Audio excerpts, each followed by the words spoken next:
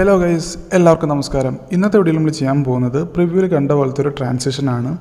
അതൊരു MP4 വീഡിയോയിൽ നിന്ന് ചെറിയൊരു ഭാഗം ഞാൻ കട്ട് ചെയ്തെടുത്തതാണ്. അപ്പോൾ അതാണ് ഞാൻ റിക്രിയേറ്റ് ചെയ്യുന്നത്. ഇപ്പോൾ ഈ വീഡിയോ കാണുന്നിടത്ത് എനിക്ക് പറയാനുള്ളത്, ഇപ്പോൾ ഈ വീഡിയോ നിങ്ങൾ ചെയ്യാൻ ഉദ്ദേശിക്കുന്നെങ്കിൽ, ഈ പ്രിവ്യൂവിൽ കണ്ട പോലത്തെ നിങ്ങൾ നിങ്ങളുടെ വീഡിയോയിലും ചെയ്യാൻ ഉദ്ദേശിക്കുന്നെങ്കിൽ ഈ വീഡിയോ നിങ്ങൾ ഫുള്ളായിട്ട് സ്കിപ്പ് ചെയ്യാതെ കാണണം. ഓക്കെ, ഇപ്പോൾ നമ്മൾ നേരെ അലൈറ്റ് മോഷൻ ഓപ്പൺ ആക്കുക. നിങ്ങൾ MP4 വീഡിയോ ചെയ്യാൻ ഉദ്ദേശിക്കുന്ന റേഷ്യോ ഏതാണോ അത് സെലക്ട് ചെയ്യുക. ഞാൻ ഇപ്പോൾ തൽക്കാലം 4:5 എടുക്കുകയാണ്. അതിനുശേഷം ക്രിയേറ്റ് പ്രോജക്റ്റ് കൊടുക്കുക. ഇനി ഇവിടെ ബേസായിട്ടൊരു ഇമേജ് ആഡ് ചെയ്യുകയാണ്. അടുത്തതായിട്ട് ഞാൻ കുറച്ച് റാൻഡമായിട്ട് കുറച്ച് ബീറ്റ് മാർക്ക് ചെയ്യുകയാണ്. ഇപ്പം ഞാനൊരു 30 ഒരു മാർക്ക് കൊടുത്തു കഴിഞ്ഞാൽ പിന്നെ 45, ഞാനൊരു 15 പോയിൻ്റ് കോൺസ്റ്റൻ്റ് ആയിട്ട് നിർത്തിയിട്ടാണ് ഞാൻ ബീറ്റ് മാർക്ക് ചെയ്തേക്കുന്നത്. ഒരു 3-4 ബീറ്റ് ഞാൻ ജസ്റ്റ് മാർക്ക് ചെയ്യാണ്.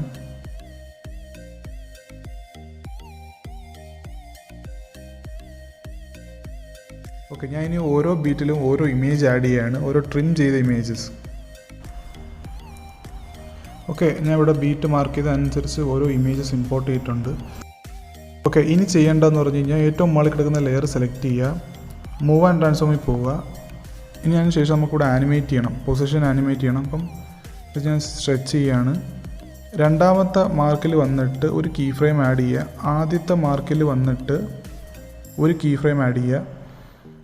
എന്നിട്ട് അത് ജസ്റ്റ് സ്വൈപ്പ് ചെയ്ത് ഈ സ്ക്രീന് ഔട്ടാവുന്ന രീതിയിൽ വെച്ച് കൊടുക്കുക. ഓക്കെ, അതിനുശേഷം ആ ഒരു key frame press and hold ചെയ്യുക, ഡ്രാഗ് ചെയ്ത് സ്റ്റാർട്ടിങ്ങിലാക്കി കൊടുക്കുക. ഓക്കെ, ഇനി അതിന് ശേഷം ഇതിന് ബിറ്റ്വീനിലായിട്ട് നമുക്കൊരു ഗ്രാഫ് ആഡ് ചെയ്യണം. ജസ്റ്റ് ഞാൻ ഈ ഒരു ഗ്രാഫാണ് ആഡ് ചെയ്യുന്നത്. ഓക്കെ, ആ ഒരു ഗ്രാഫ് ഇവിടെ നിന്ന് കോപ്പി ചെയ്യുക. ഈ ഒരു മെത്തേഡ് തന്നെയാണ് നമ്മൾ 3 ലെയർ ബാക്കി 2 ലെയേഴ്സിലും ചെയ്യാൻ പോകുന്നത്. രണ്ടാമത്തെ ലെയർ സെലക്ട് ചെയ്യുക, മൂവ് ആൻഡ് ട്രാൻസ്ഫോം സെലക്ട് ചെയ്യുക. ഈ ഒരു തൊട്ടടുത്ത് കിടക്കുന്ന, അതായത് 3ാമത്തെ ബീറ്റ് മാർക്ക് ചെയ്യുക. 3ാമത്തെ ബീറ്റിൽ വരിക, ഒരു കീ ഫ്രെയിം ആഡ് ചെയ്യുക.